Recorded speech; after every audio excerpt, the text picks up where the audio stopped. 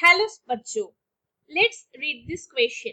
The question says, for transformation with recombinant DNA, the bacterial cell must be made competent, which means 1 should increase their catalytic activity, 2 should decrease their metabolic reaction, 3 increase efficiency with which DNA enters the bacterium, 4 ability to divide first. ये question का जो की concept है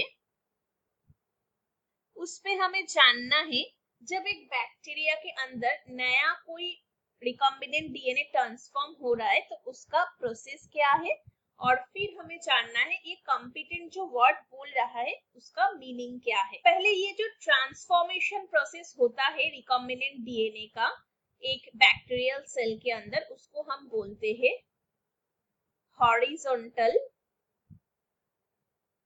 gene transfer.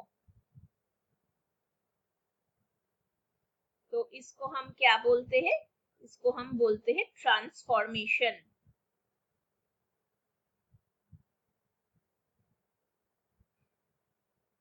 ये process में क्या हो जाता है, जो बैक्टीरियल सेल से बैक्टीरियल जो सेल है वो क्या कर लेता है, अपटेक